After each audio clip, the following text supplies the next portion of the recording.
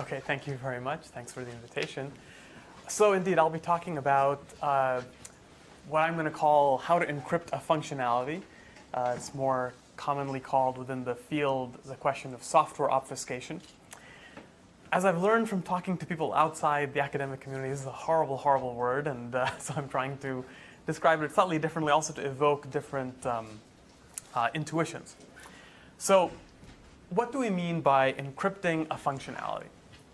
Oh, that's supposed to do something. There we go. So that should be the first question we ask. What does this mean? What would it mean to encrypt a functionality? So what we're used to thinking about is encrypting messages, right? Where I have a particular message and I want to garble it up in a way that's completely indecipherable, right? So when we encrypt the message, the encrypted message becomes indecipherable and completely useless. That's by design. That's the point of encryption, the way we typically think of it. But if I'm thinking about a functionality is supposed to be functional. That's the whole point of it, of why we're calling it a functionality, right? So what would it mean to encrypt a functionality? So the first requirement that I would like to have is that an encrypted version of a functionality should preserve the functionality, right? I don't want to change what this object is doing, what functionality it's allowing you to have access to. Instead, intuitively, what I'd like to do is have this encrypted functionality be in such a form that it hides any secrets that are used to compute its output, right? So the functionality may have several secrets built into it that it makes use of in computing some output based on some input. And we want to hide that process. What were the secrets used and how were they used? Before I move on, let me just make the setting as clear as I can. So what we're thinking about here is that I start with a functionality description, also called software, right? It has some input-output behavior, it describes some function. This is taken as input together with some randomness to a functionality encryptor. Okay, this is this device that we'd like to construct. And its output is an encrypted functionality description, also software. Okay? And what is the idea? The idea is that this encrypted functionality code, the software that's output, is still ordinary software. It runs as is on ordinary unsecured computer hardware. And again, as I mentioned already, it should have the same input-output behavior as the original functionality did. So in particular, what this means is this randomness that was used to encrypt it can be safely forgotten or destroyed. It is not actually needed from that point onward in order to use the software. It's just a catalyst in this process. And now again, intuitively, what do we mean by security? We mean that if there's an adversary that captures this encrypted functionality description in its entirety and examines all of it for years, that it's still not able to extract the secrets that were used by the original code, whatever secrets were originally built in to that description. Okay. Now, that is not totally clear yet. I haven't told you what I mean by a secret. I will get to formal definitions just a little bit later in the talk. But before I do that, I want to give you some examples about what are the kinds of secrets we might want to protect inside software. So some examples of secrets. For example, we might want to protect a cryptographic key, right? Maybe I want a functionality that is inside some robot, and we want to be able to send it encrypted messages that the robot can understand, decrypt inside of its head, right, inside its brain, decrypt, and then base its actions on what it decrypted. And now anyone can observe the actions of the robot, right? That's the output of the software. We can't do anything about that, but we want to hide everything else about what was the message that it decrypted, what were the keys that were used to do that. That's sort of a prototypical example of what we might... Assuming that people have complete access to the robot's internals. Exactly. Here we're assuming that the robot is captured, disassembled, every single electron is traced as it goes through the robot. Okay?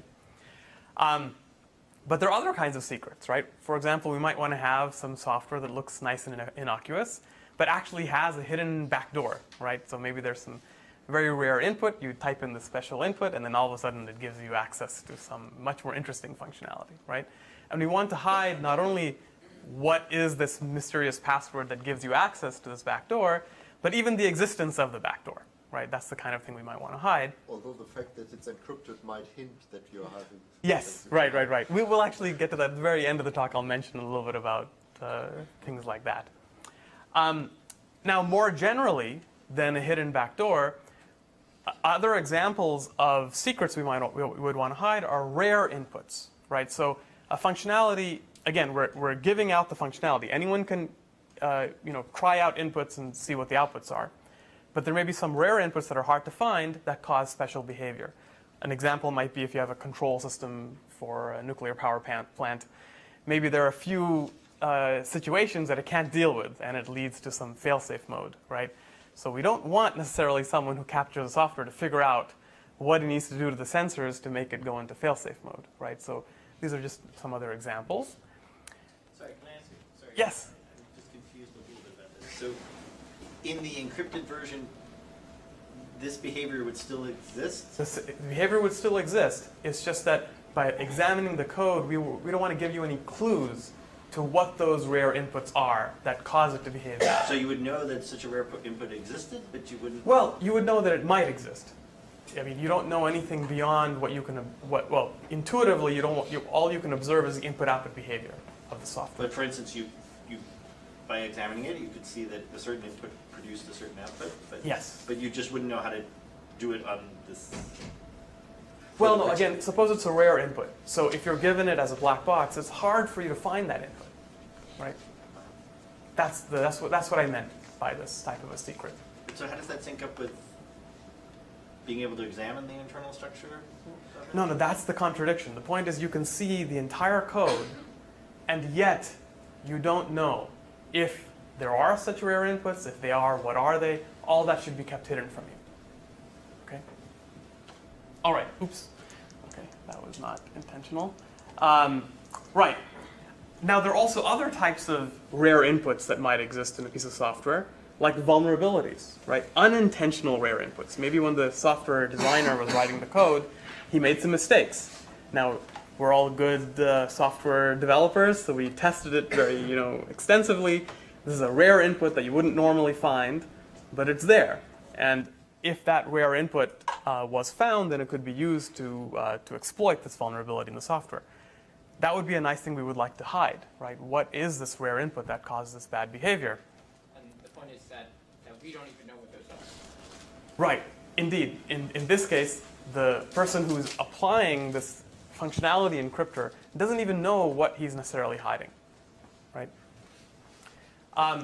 If you turn that on its head, there's the question of patched vulnerabilities, right? So when Microsoft, for example, finds some bug in Windows and it wants to release a patch, this is actually a big problem because it generates the patch, it sends it out into the wild. It takes a long time for these patches to actually find their way into everyone's computer. So what attackers actually do is they look at the patch, reverse engineer what the actual bug was, and then use it to attack all the unpatched machines, right? But if we could, again, take that functionality, the functionality of the patch, and encrypt it, then it would be hard to figure out what it is that it's patching, right? That would, again, be this rare input that is hidden. More generally, we might want to hide also the algorithms themselves, right? Perhaps the way in which some functionality is producing its output is some new and interesting algorithm. This is actually the first thing that most people think about when they hear obfuscation. I actually think it's one of the least interesting applications, but it's definitely an interesting one. And then, of course, you could have multiple such secrets, right? If you had a drone, for example, that you were going to send over North Korea, you're worried about it being captured, disassembled, everything's going to be looking inside it. We want to hide many, many things maybe about a single piece of software, right?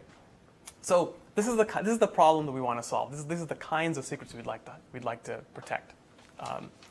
Now, before I move on, I want to step back and also think about what this question means in sort of more human terms, right?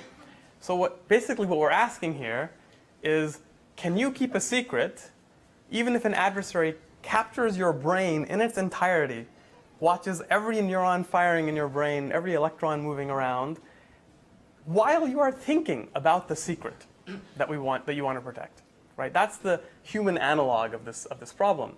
I think it's just a beautiful and really fascinating question. Yes? So if our brains are indeed organized in that way, then maybe neuroscientists should just give up. Right. It's fairly unlikely, as you'll see, but Actually, yeah. so I taught this course on philosophy and theoretical computer science, and my student Andy Drucker gave a whole presentation on, what if you had a brain which was homomorphically encrypted, okay? The key stored somewhere else, and could this change debates in philosophy of minds? Right. Actually, I want to take your question and use it just to point out one difference here. Yeah. So some people think about homomorphic encryption as something similar to what we're doing here. It's fundamentally different in the sense that if you were to homomorphically encrypt your brain, then all of the answers it produces would also be encrypted. Yeah, right. Right? Yep. So you would only be able to think in an encrypted form. You would never be able to actually speak to another human being because I wouldn't Well, the understand idea what you would be said. that the decryption key is somewhere else, like in your neck. Right. But in this case, what's going on is that we're treating that all together. We're Yep. saying that, in fact, you're able to talk to normal human beings, and you're able to speak in a normal language, and yet the secrets that were held inside your brain should be protected. Okay. So, great. So it's a wonderful question. Where do we stand in terms of attacking this question? Before I tell you that, let's take a short walk down memory lane to think about an analogy of encrypting messages. So humans have dealt with the problem of encrypting messages for eons, right?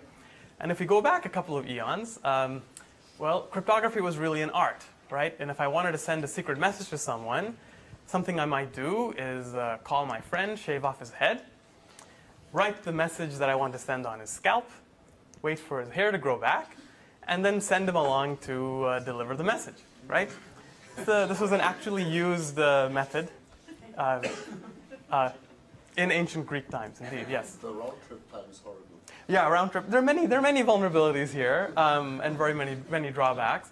It's a really clever idea, right? I mean, it's a very interesting idea, but it's very easy to defeat. If I know this is what you're going to do, I just start shaving everyone's heads, and I figure out what messages are coming in. It's a type of security by obscurity, right? And this is problematic. This is why, well, one of the reasons why they didn't have e-commerce in ancient Greece. One of many reasons. We don't do this anymore, right? Now what do? We take, we use math, right? We take a message, we feed it to RSA, for example, and out pops an encrypted message, right? And math is hard. We know this from such reputable sources as Barbie. And hard math-based encryption revolutionized the field, right? It opened up a new world in securing data. Okay. Great. Now you can put an encrypted message on someone's shaved head. Right. Yes, exactly. Now, what about for encrypting functionalities? What about this question of software obfuscation? Today, the state of the art is very much like the state of the art for encryption thousands of years ago. Encrypting functionality is very much an art form, sometimes quite literally an art form. This is an actual winning entry from the International Obfuscated C Code contest. This is actually the SHA cryptographic hash function algorithm. It's beautiful, very clever, cleverly constructed. But if someone actually looks at this and looks at it carefully, it'll only take a few minutes or hours, depending on your skill level, to figure out what's going on. And indeed, there are many clever ideas known. Every single one of them is broken, all the ones that are publicly known. And in general, this has caused a situation of security by obscurity for this area. So what I want to tell you about is that last year, in a joint work with Garg, Gentry, Halevi, Rykova, and Waters at Fox, for the first time, we gave a method for attacking this question, the general purpose question of encrypting functionalities, using hard math. How many times can you observe? I'm sorry? How many times can you observe? Good. So the point is that it is encrypted and then given to the adversary. The adversary can run it as many times as it likes, right? There's no limit. Yeah. This doesn't contradict the impossibility of obfuscation either? I will talk about the impossibility. As I mentioned, I haven't told you the definition yet, right? And we have to be very careful about how we define things. Okay.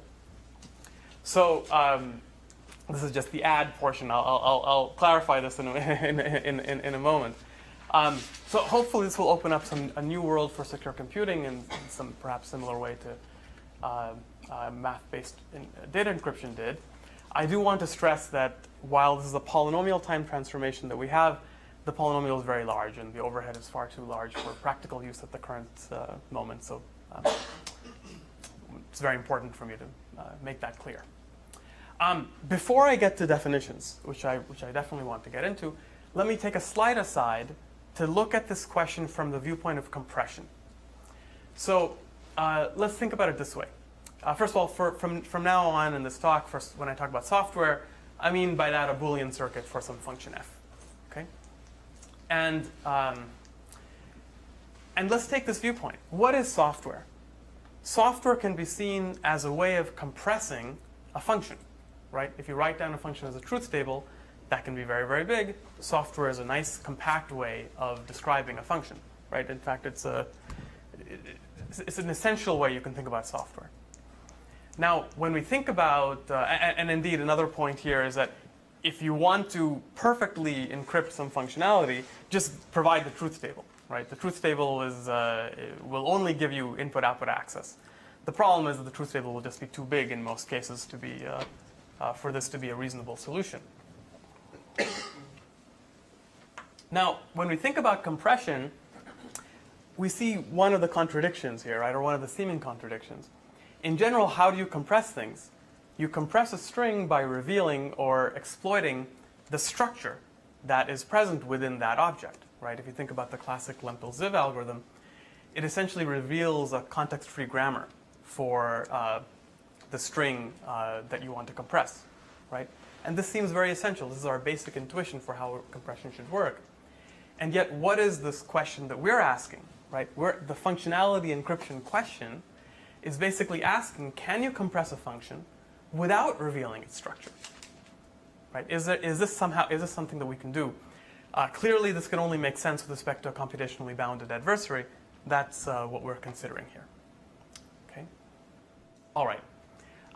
So let's now talk a little bit about definitions. How would we define this notion of encrypting a functionality?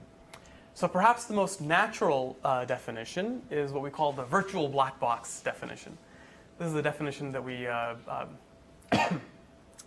we proposed in an old joint work with several co-authors back in Crypto 2001. And intuitively, what does it say? It says that a polynomial time adversary, given the encrypted version of the functionality, can be simulated with only a polynomial number of black box accesses to the truth table of the function. Okay, so you can think of it as creating this black box that when I encrypt it, somehow it becomes just like giving a black box to the functionality. Now, it's actually extremely unsurprising that this is an impossible notion to achieve. Okay, in particular, think about the following trivial adversary. The adversary is an identity map. It just takes as input the encrypted software and outputs the encrypted software, right? This adversary has now managed to compress the function, right? Whereas given black box access to an unlearnable function, at least, that should not be possible, right? Now, as far as an attack goes, this is not a very devastating attack. An identity map is usually not something that generates a lot of headlines. Now, the reality is slightly more complex than that. So in the same paper, we construct some contrived self-eating functions. Okay? These self-eating functions have this somewhat remarkable property that any compressed version of the function reveals a secret that cannot be extracted given only black box access to the function. Okay? So, I call it a self-feeding function because that's kind of the idea. You can kind of feed the compressed version of the function to itself piece by piece, and after it verifies that you have indeed fed it a version of itself, it outputs some secret, right? So it really wants to reveal its secret, but in order to do so, it wants you to give it a compressed version of the function. So that is more problematic, right? And that shows some of the subtleties in defining what a software secret would mean. What is a secret that is reasonable to protect within a functionality? Nevertheless, I want to point out that this is still an unsatisfying impossibility result, right? It just shows that there are these certain contrived counterexamples. There are no problematic generic attacks that are known for general functions that you'd like to obfuscate, unless you also have some very contrived auxiliary information that you're giving. So, putting that aside, in general, the question is still actually quite an open question about what secrets can you exactly protect within an obfuscated piece of software. Now, in that same paper, we also propose an alternative, weaker definition that we call indistinguishability obfuscation. Okay? So what does indistinguishability obfuscation say? And this is the version for which there are no impossibility results. Okay? So this says, given two equivalent circuits, C0 and C1, let's say of the same size, then a polynomial time adversary cannot distinguish the encryption of one circuit from the encryption of the other circuit. Okay?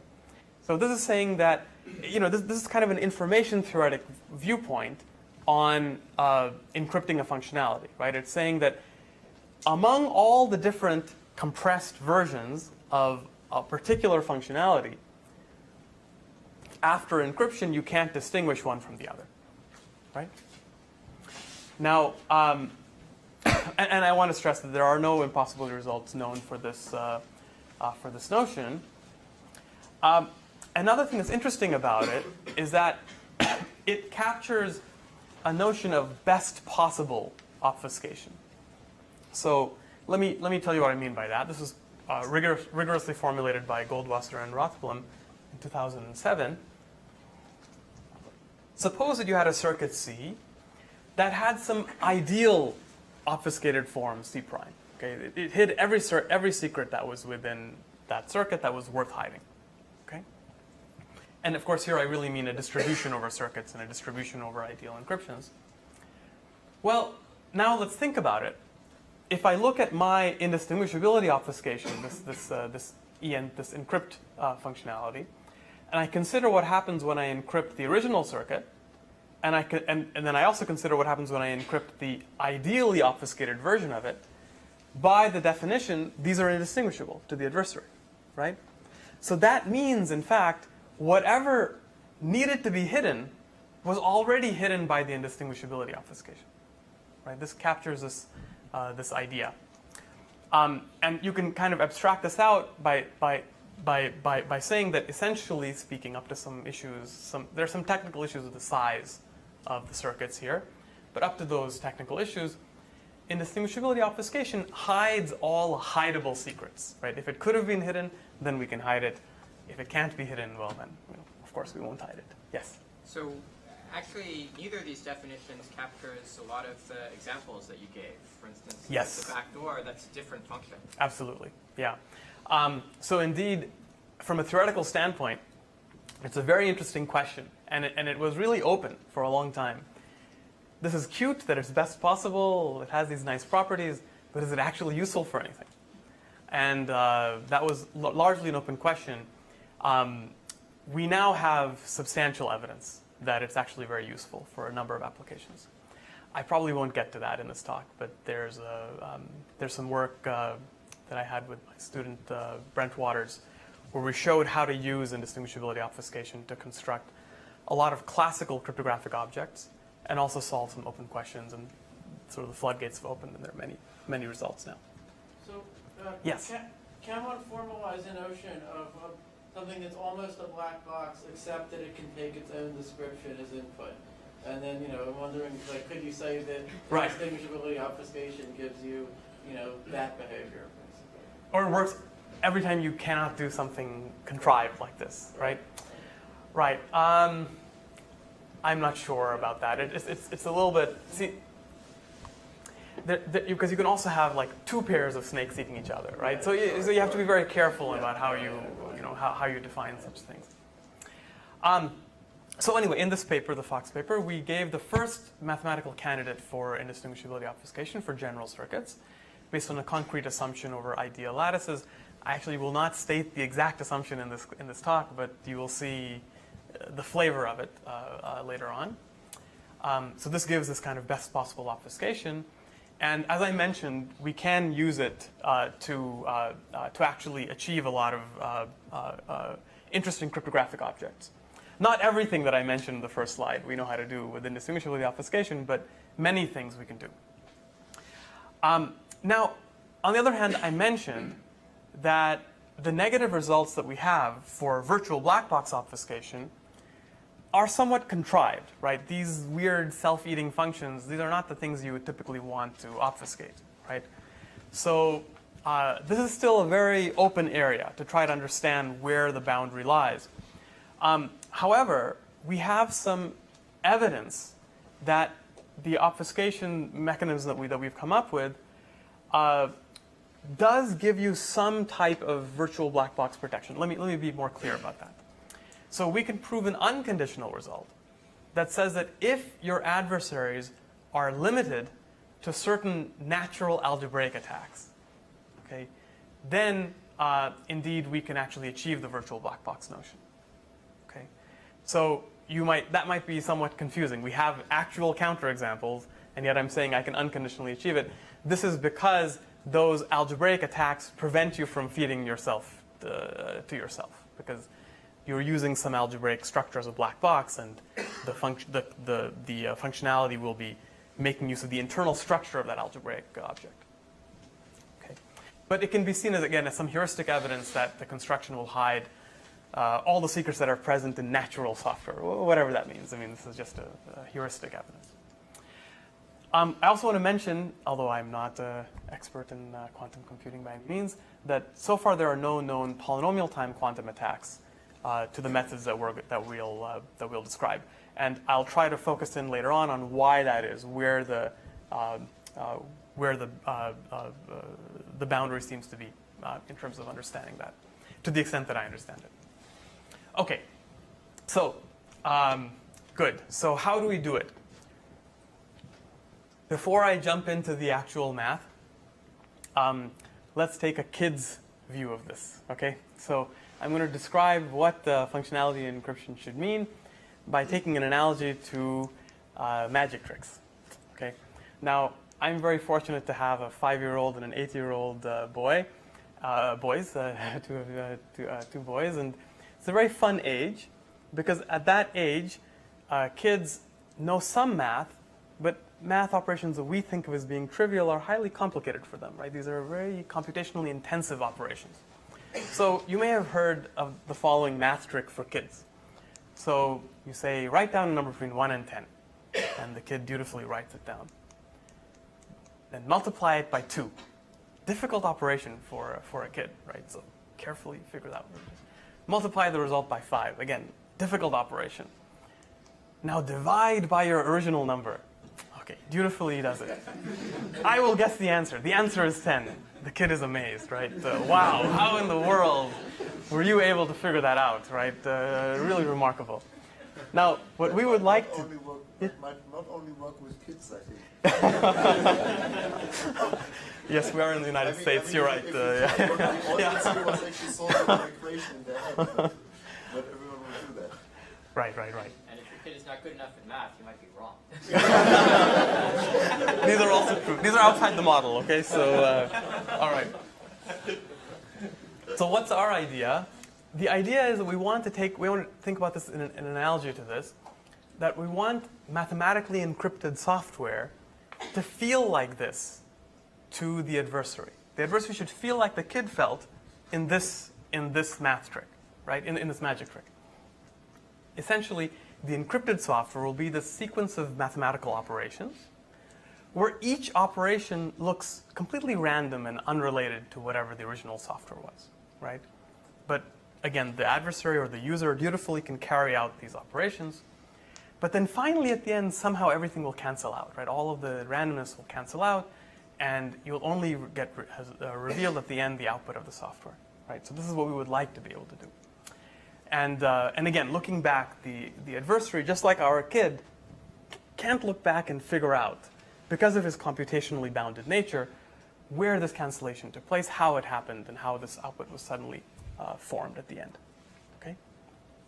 Now, unlike kids, our adversaries are actually very adversarial, and it turns out that the essence of this problem is that an adversary won't just do what he's told, right? If the software tells him to do these operations, he might try to modify the operations and do something else in order to try to extract some information out. So really the key that we want to achieve here is a way of building a mathematical structure where certain operations can be meaningfully done, whereas other operations become meaningless. The results become meaningless. And we want to be able to do this in a very precise way so that only one particular path exists for your computation. Anything else you do gets you something meaningless, intuitively. Okay, so, so how do we do this? We do this by going through an abstraction that I'm going to call an algebraic jigsaw puzzle. Okay? This figure just looks cool. It has nothing to do with our paper.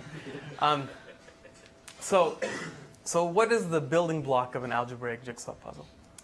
So it's a simplification of something called an approximate multilinear map that was recently introduced by Gentry and Halevi.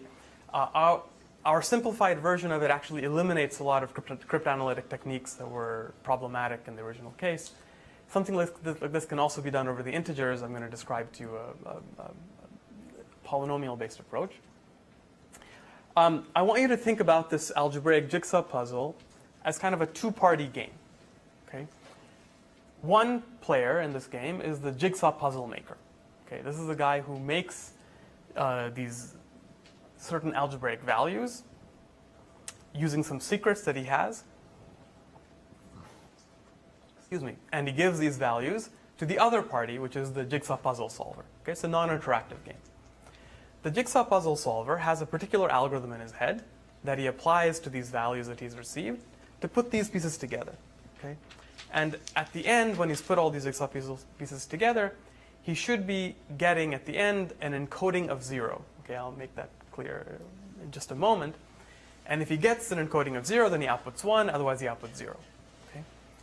And the kind of assumptions we want to make is that you can have two different distributions of these puzzles, of these jigsaw puzzles, that are computationally indistinguishable to any polynomial time jigsaw puzzle solver. So you can give these two puzzles, and because they seem to fit together in similar ways, a computationally bounded adversary can't distinguish them from each other.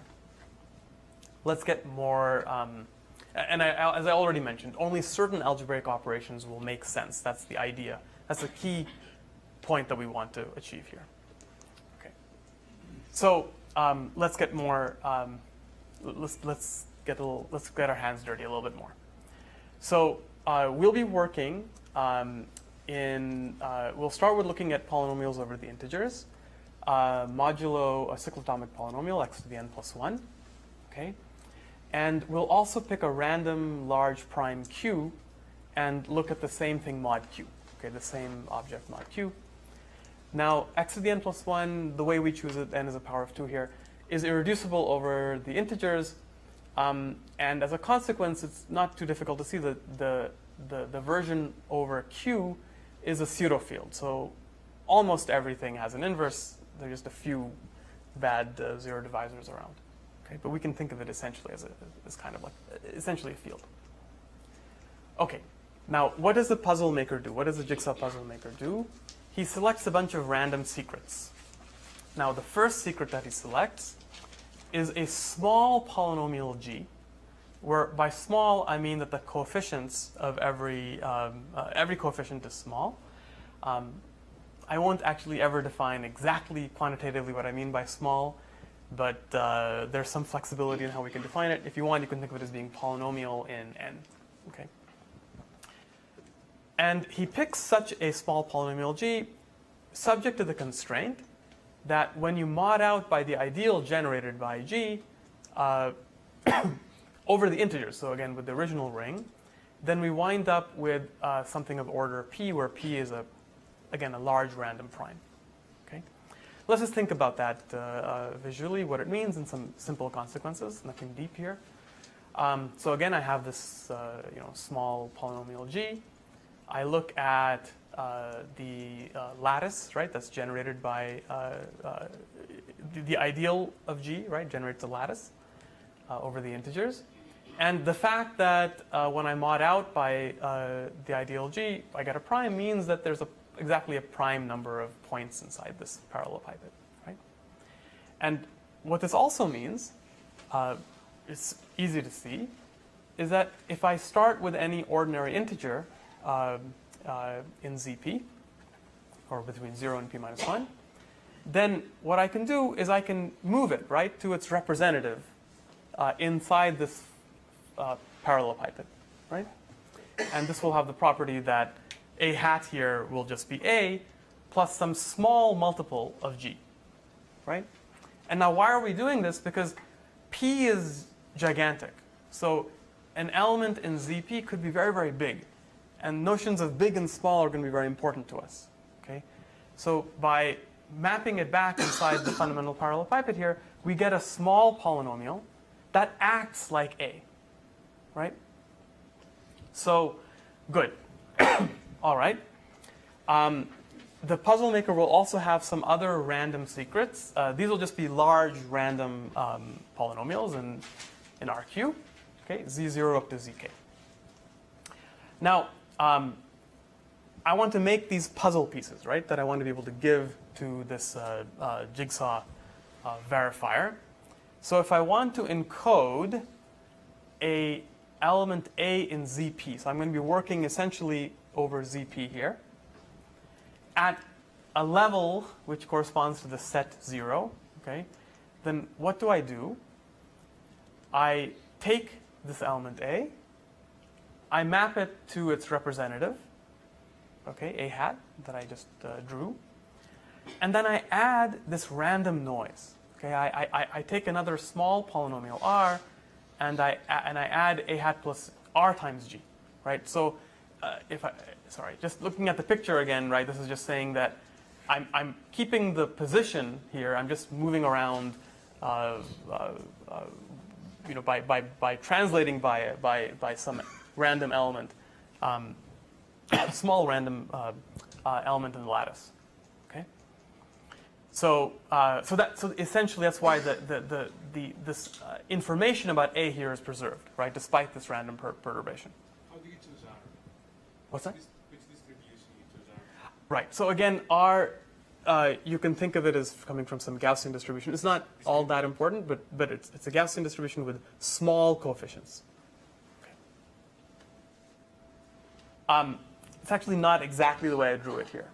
What we really do is we sample from the discrete Gaussian after translating by a hat, but that's not so important. Okay. For the ranges of parameters that we can use, even this is secure, as far as we know. Okay. And then I will. So this is kind of my representative of A of the element A in ZP, and now I want to say that it's at this level corresponding to the set 0. And the way I write that is I divide. Division here is arbitrary. It just helps it visually to see what's going on. I divide by this large random polynomial z0, where z0 corresponds to the fact that we're at level 0 here. Okay. So these are my puzzle pieces.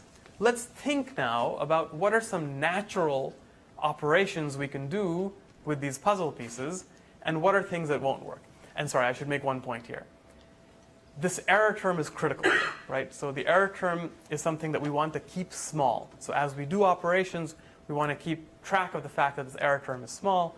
That is what is going to help maintain meaningfulness here, right? Because if the error term becomes too big relative to q, then we lose information, right? Because we would wrap around mod q, and then all the information might be lost. Okay. And this is also the part that seems to make this approach resistant to known quantum algorithms. Okay. So what can we do with these puzzle pieces? That's the question. Well, let's think about it. So one thing we can do is think about if we had two different puzzle pieces for two elements A and B, both at the same level, right? Well, these are nice-looking objects, right? These are nice-looking fractions. You can add them. They have a common denominator. And indeed, we would get an encoding of A plus B, right? and there would be a slightly larger error term, but still a nice small little error term, right? So that's nice. That's something that we're permitting. This is an operation that we're permitting. On the other hand, and again, this is all very intuitive right now, but suppose you had two elements A and B, which were at different levels. One was at level Z0, one was at level Z1. Then we don't want to let you add these things, and indeed, if you tried to add them, you would get these very annoying expressions in the numerator, which would destroy information. Well, okay, they don't actually destroy information, but they would destroy the structure, right? Because you would, again, potentially wrap around mod Q, and all sorts of bad things could happen. So we think of this as being junk, and this is like a non-permitted operation. The adversary could try to do it if it wanted to, but if it did, it would get something that it can't really make use of. Okay. Good. What about multiplication? So if I have, let's say, an element A at level 0, element B at level 1, and I multiply these things, again, this looks pretty nice, right?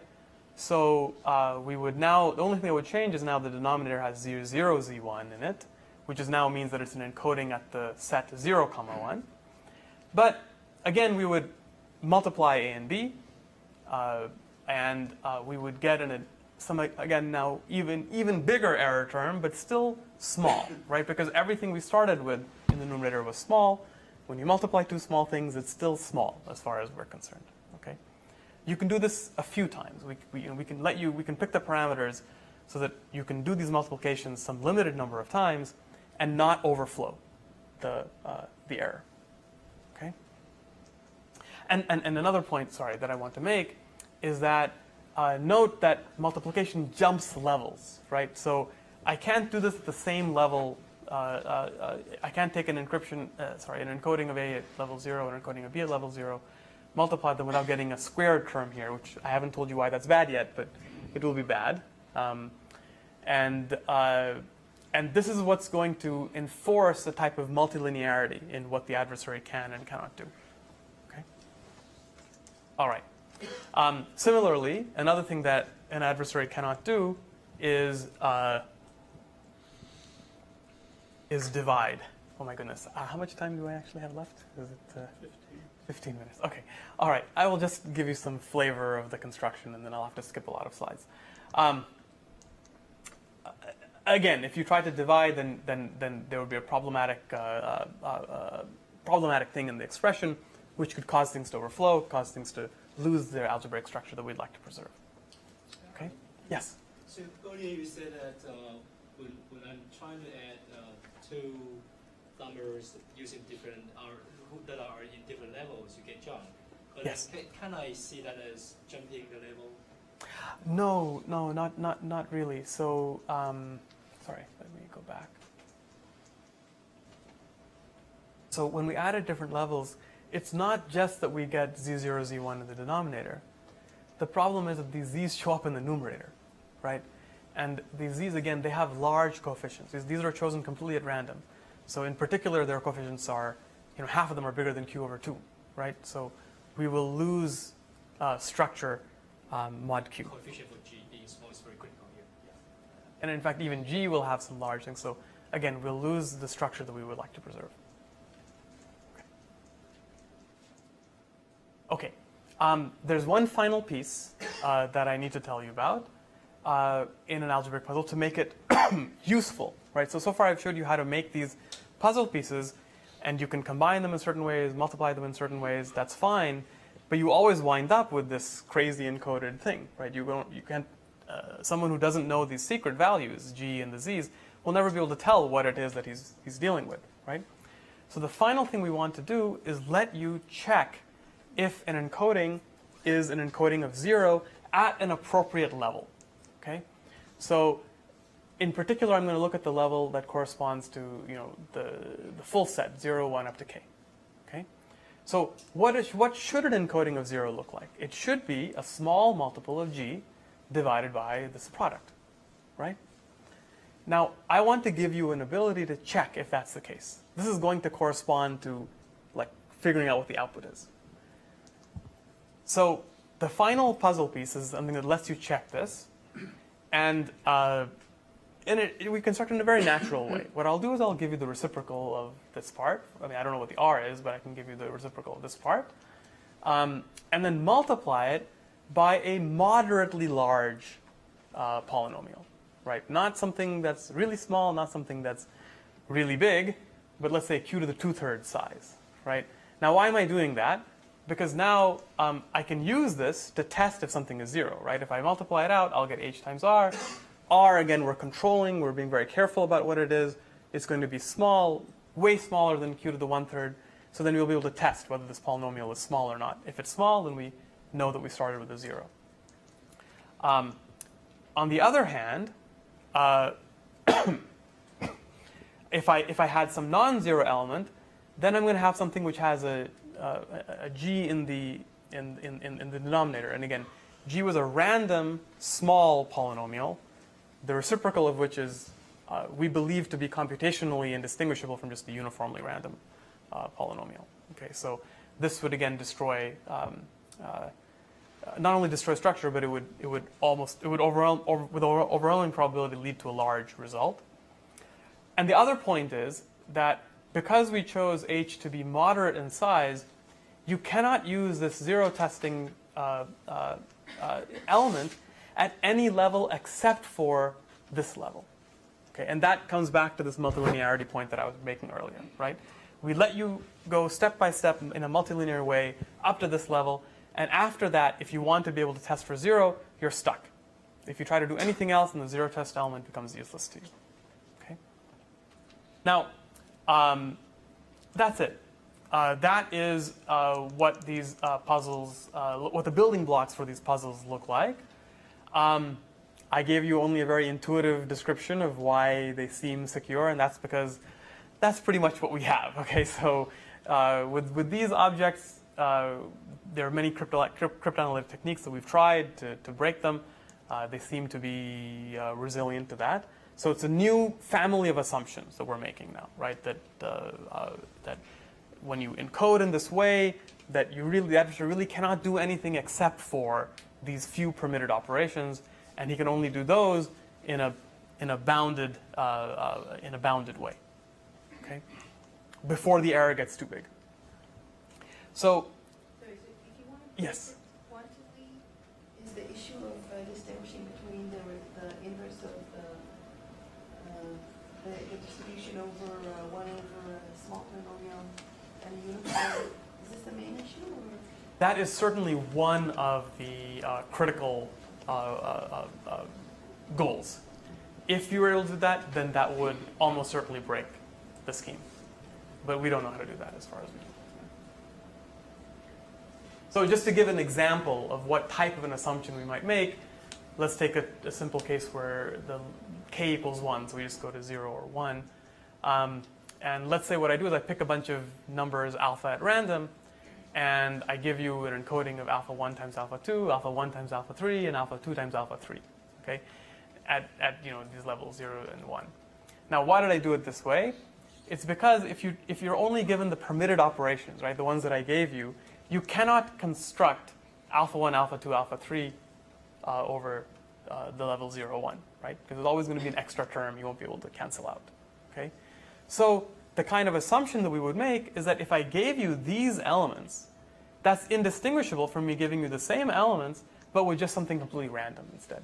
Right? Instead of giving you this actual product, which is information theoretically fixed here, if I just gave you something at random, you can't tell the difference because the permitted operations cannot distinguish between these two cases. Okay. All right. Now, I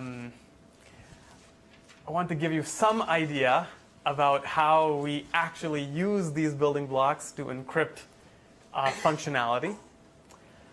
I probably will not be able to do this. I will attempt it, though. So we'll look at NC1 functions. So NC1 log depth are log depth functions.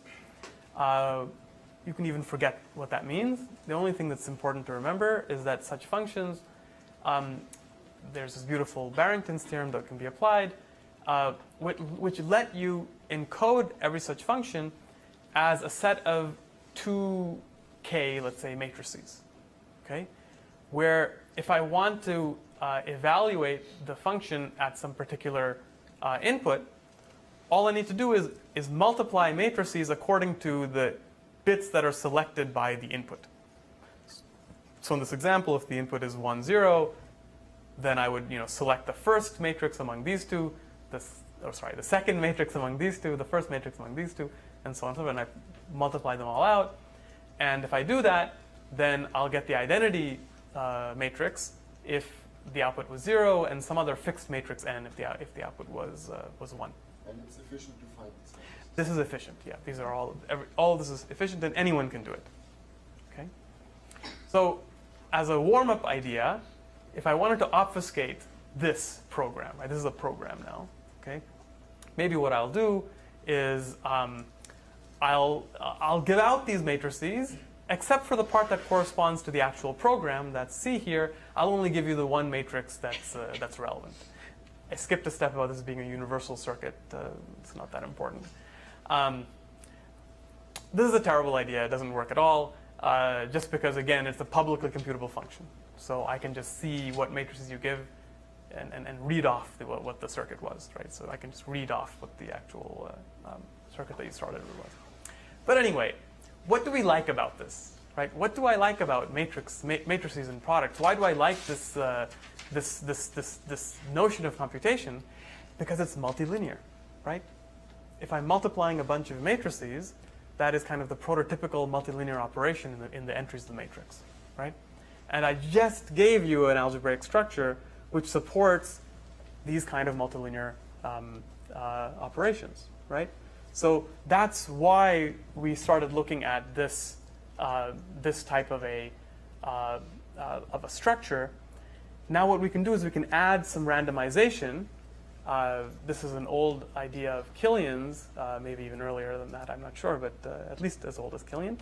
Well, not as old as he is, but anyway. Okay, so we can add these matrices so that the product is preserved, right? You multiply on the left and right by R and some R inverse. The inverses will all nicely cancel out when you do the product exactly as you're told. And this is now hiding some information, right? This is good. This is some progress towards what we would like to do. And now we can prove, up to some lie that I'm not telling you, that if you were to do this, if you were to give this as your obfuscated form of a program, there are only essentially 3 types of attacks. Sorry. One are attacks that don't respect the algebraic structure, okay, and maybe are degree not equal to 1 in these entries here. But remember, that was why I generated these algebraic puzzles, right? It's exactly to force this, force you to work with this algebraic structure.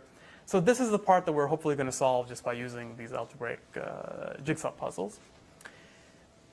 There are 2 other kinds of attacks. I cannot possibly cover them in negative minutes that I have. Anyway, there are a few other kinds of attacks. We can actually prove that they're the only ones that remain. And there's some additional randomization that we can do to take care of this, which I'm now skipping over. I'm very sorry for this. Because of the quantum workshop, I will use quantum notation in exactly this one moment, where just my first and last matrices here, I'm anyway going to just compute a single product. So these can just be,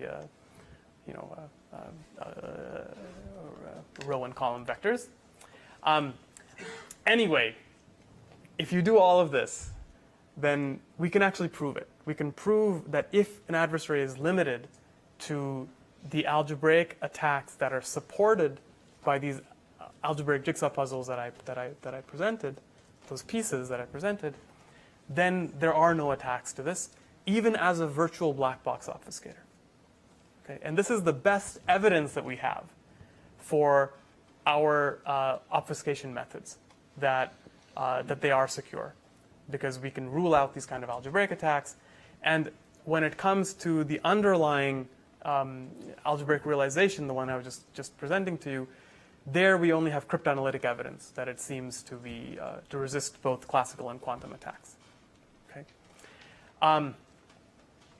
So that is the essential idea, the flavor, at least, hopefully, of how these new mathematical obfuscation techniques work.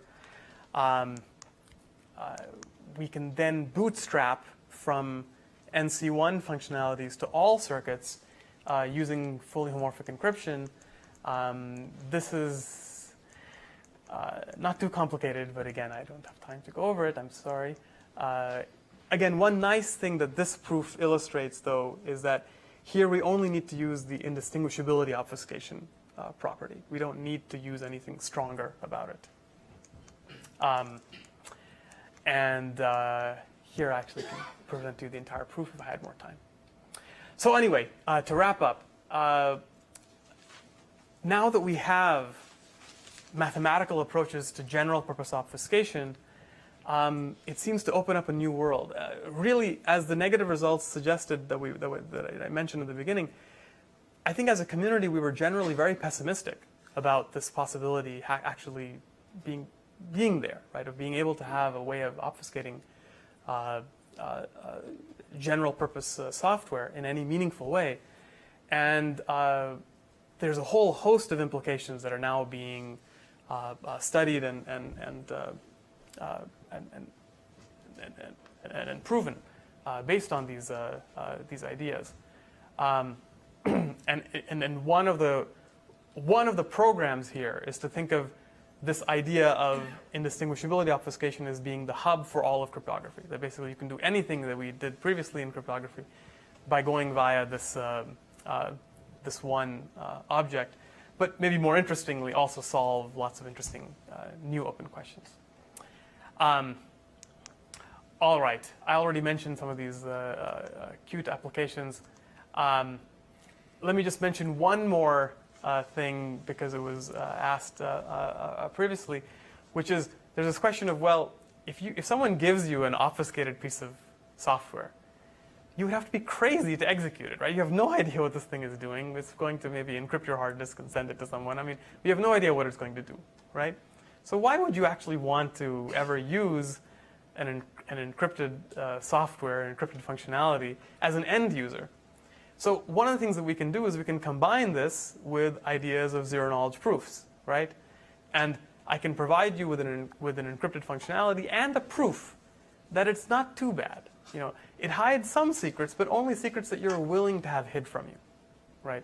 So for example, maybe I want to create some sort of software agent that will purchase things. So I don't want to give you my credit card number. So it'll prove to you, look, this agent, the only thing it's going to hide from you is his credit card number. Everything else, he's going to behave exactly as you expect, right? So, all right, with that, and my apologies for going over time, I'll conclude the talk. Thank you.